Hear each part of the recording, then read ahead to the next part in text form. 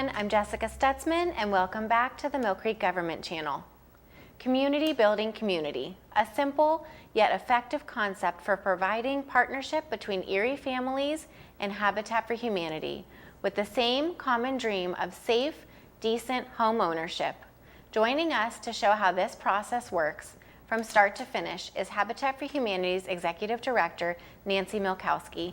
Nancy, thank you so much for joining us here today. Thank you for the invitation. Well, I absolutely love when we get to work with your organization.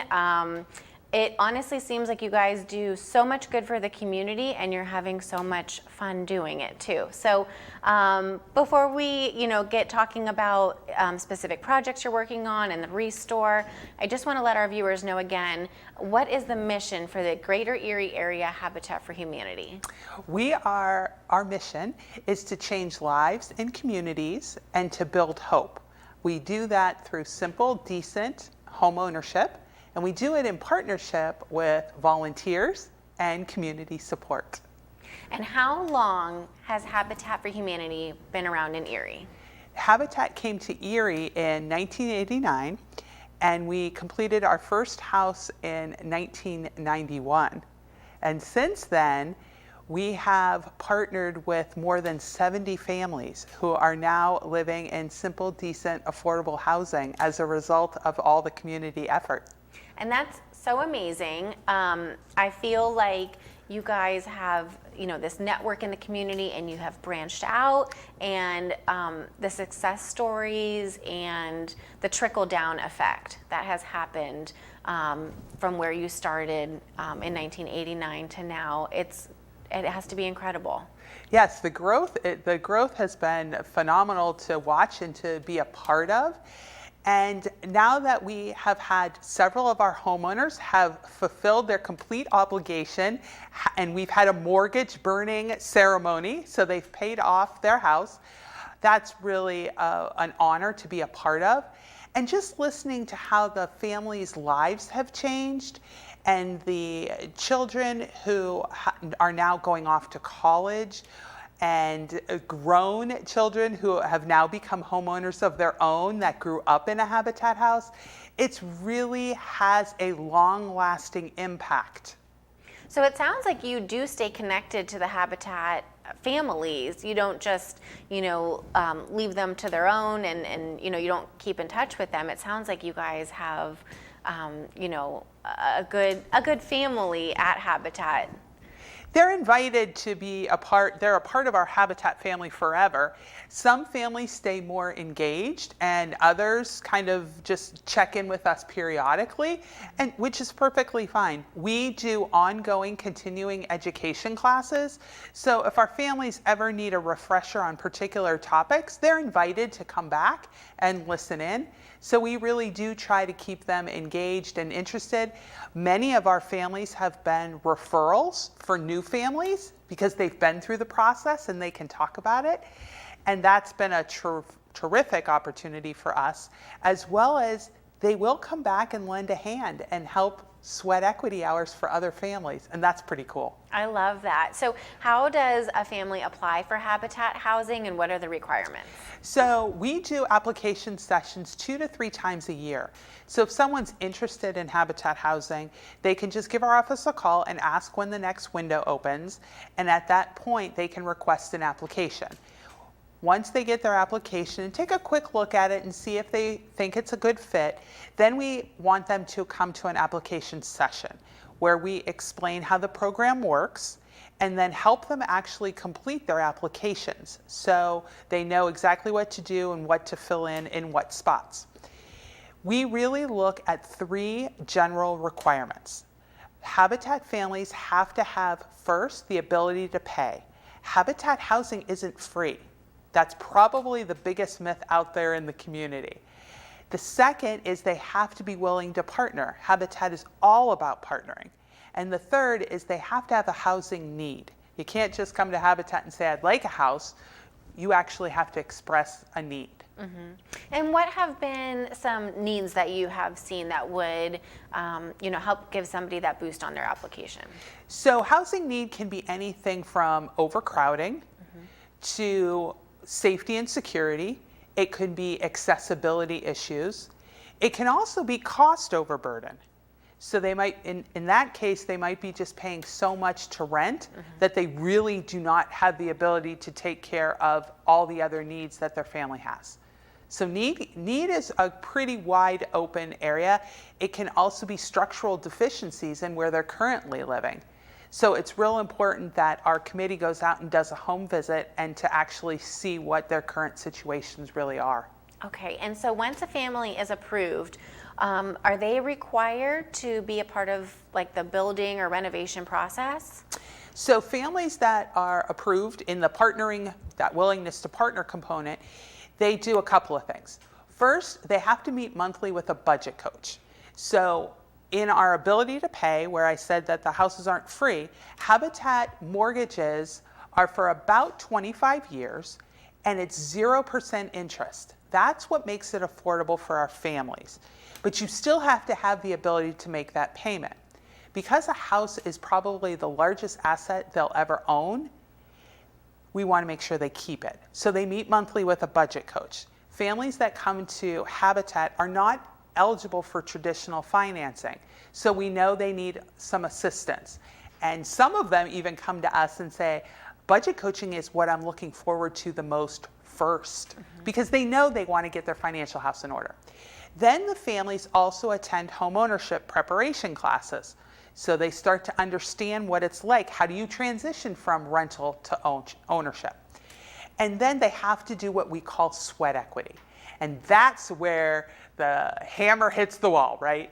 So they literally come out and help build. When they first start, they start by working on someone else's house before it's ever about them. So they learn about that whole giving back experience.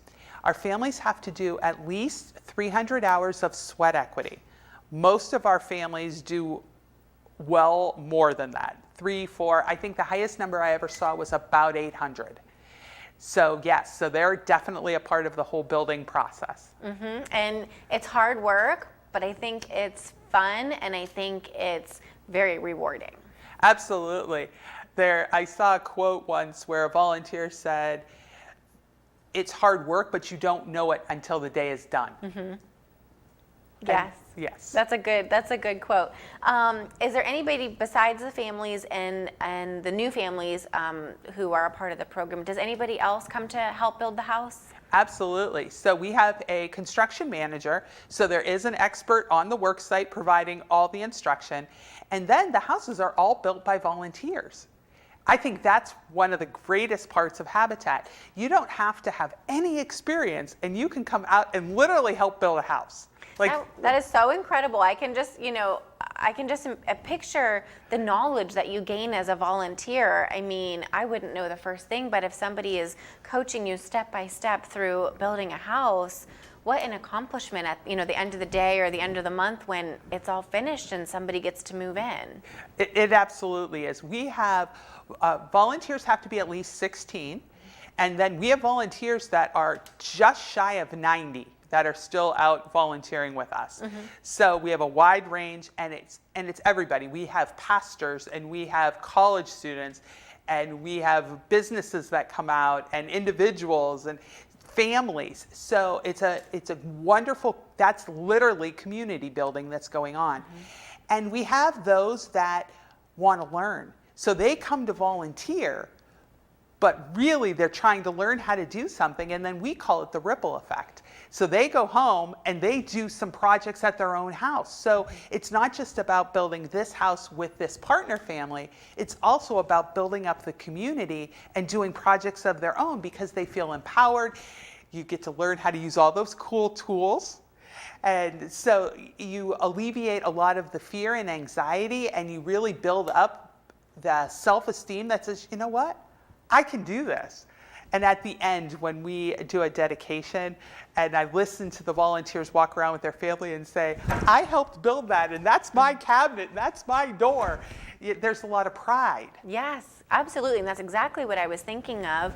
And then, as you're talking about, community building community, I'm picturing friendships being formed, and I'm picturing, lots of picnics to come, and with all these newly formed friendships, I'm thinking to myself how much we've missed that during the pandemic. And so I think everybody now has put a great value on being a part of their community and being still connected to, neighbors and friends and family. So Absolutely. I think that's important.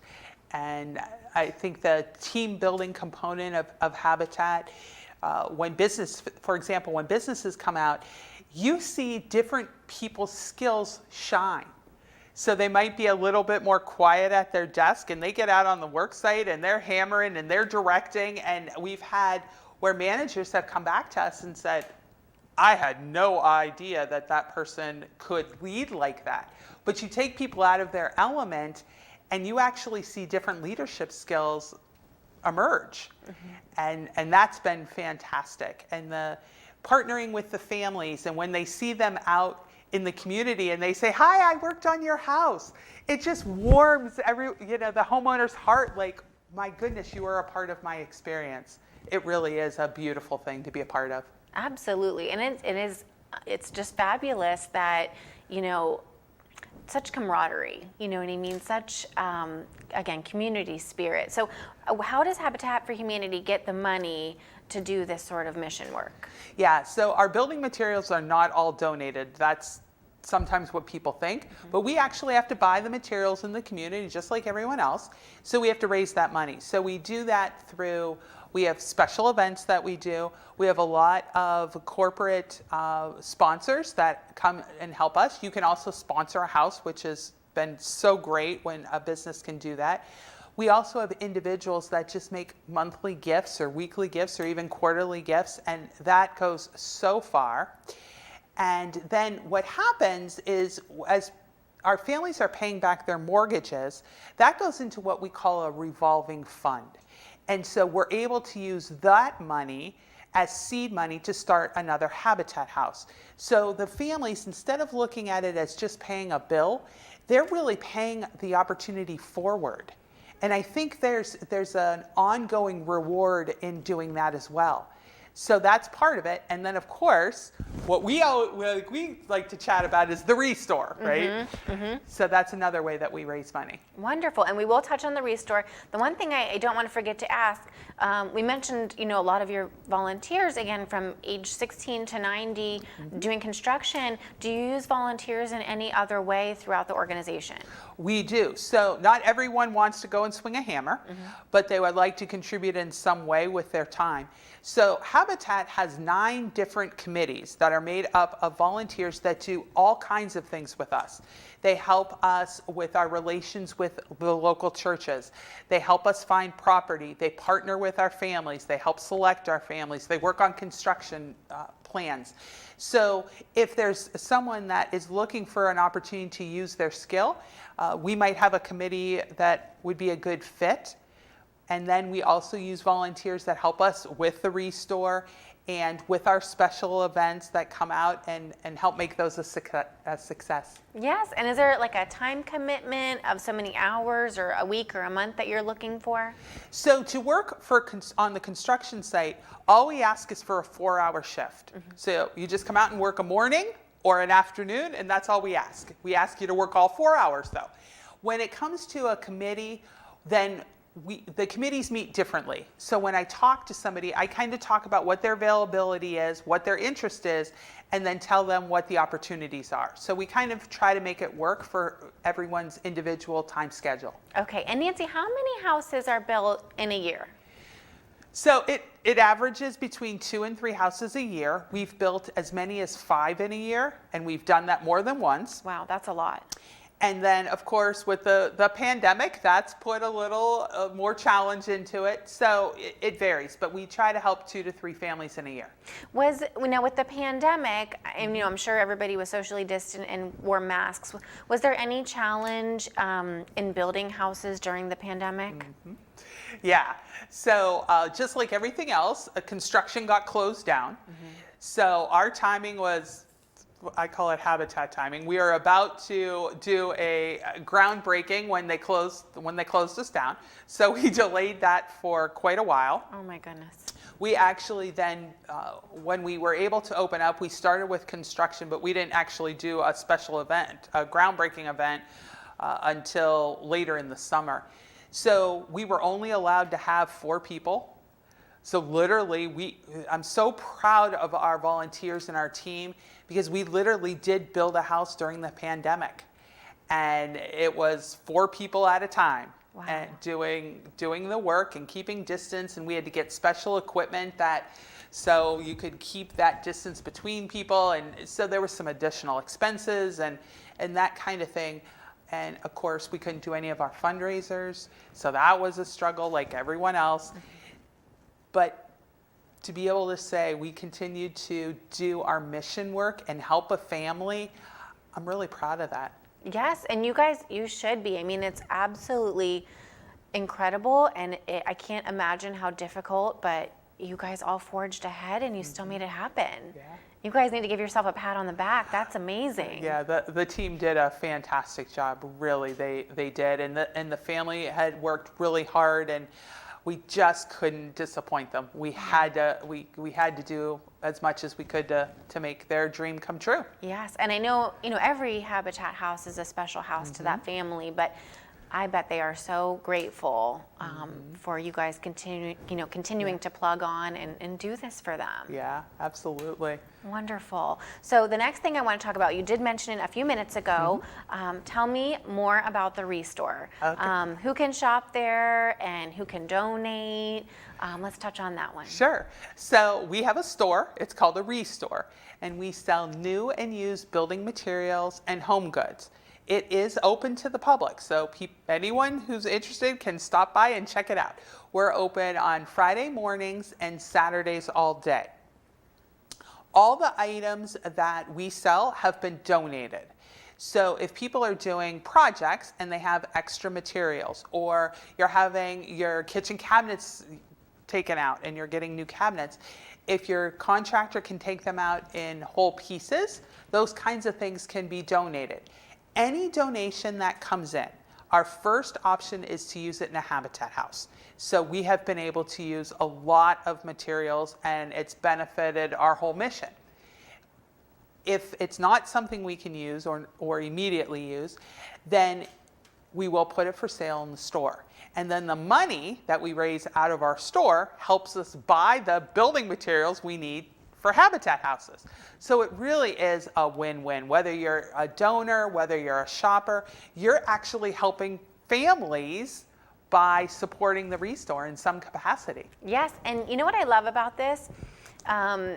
If there is surplus materials from a construction job and it comes to Habitat, or if somebody is deconstructing something and taking it out, or anything, it's staying local and it's going to a local family. And I just absolutely love that it's all contained, within Erie County, basically. So, nothing is, getting shipped out of town or anything like that. You guys are using everything. And I love that because it's also not going to the landfill. So that's my particular train of thought where that goes, is that we are really saving space in the landfill by having a place like this. Oh, yes. We did an analysis a number of years ago. We haven't done one recently, but the tonnage that we had diverted from the landfill, I mean, it was, I want to say at that time it was like 75 tons of material. And we get some beautiful things. I mean, some of it is certainly used, that's still in really good condition, but we also get some really great new things.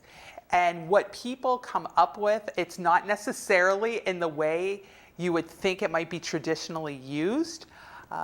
That's totally awesome too. Yes, and I will share, Nancy, that your organization was at our Mill Fair Special Collection event this year, and you guys, you brought your big box truck and you filled the entire box truck. I can't even imagine, how many pounds that we saved that one particular day. But I want to mention, when can people make a donation? So we accept donations for the Restore on Tuesdays, Wednesdays, and Fridays between 9 a.m. and 3 p.m. Okay. And then if somebody has a large item, they can call for free pickup and we'll try and get them on the schedule. Okay, and Nancy, I don't want to forget to ask this question because in my head, I know everything that you guys take because I either am dropping it off or I'm coming to shop for it. So what items do you accept or maybe don't accept at the Restore? So we take like kitchen cabinets, we'll take vanities, we'll take doors, we take windows that are still in good condition, toilets, kitchen cabinet fronts are hot items, light fixtures if you're trading those kinds of things out. We do take hard furniture. So if you have bookcases, end tables, lamps, all of those kind of items. We do not take anything upholstered. So no couches, no lazy boys, nothing like that.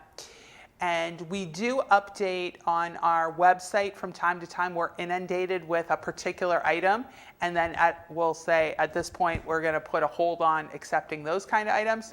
So it's worth checking that out from time to time as well. Okay, and I always, when I have a resident telling me about a bulky item that they're putting curbside, I always tell them to check with you first to make sure that it can go to your organization versus sending it to the landfill.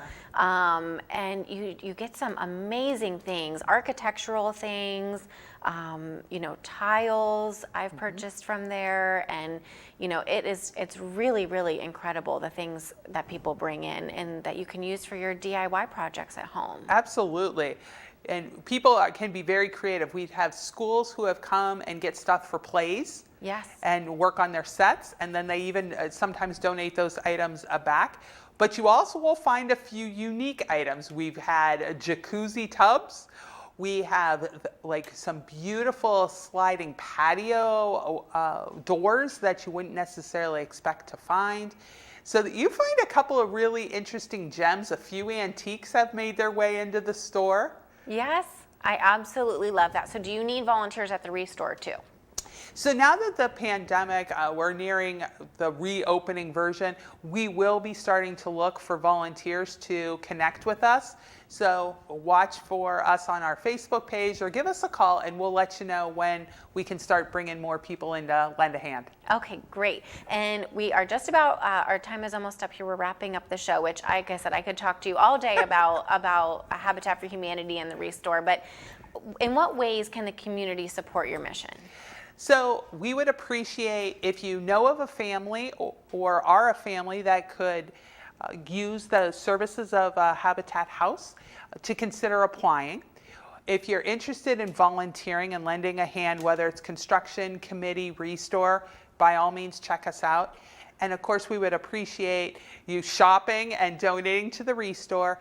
And of course, like everyone else, we could use the financial support. So if you could, support us with a financial gift, we would greatly appreciate that as well. Awesome. Nancy, thank you so much for being here and everything that you do for our community. Thank you for the invitation. Viewers, we again love having Habitat for Humanity on this show with us today. I think we always learn so much and really their importance in our community, helping others and really saving space in the landfill. So again, if you know of a family that could benefit from Habitat for Humanity, if you want to volunteer your time or donate some items to the Restore or shop there, that would be incredible. So I want to thank you for tuning into the Mill Creek Government Channel, and until next time, have a great day.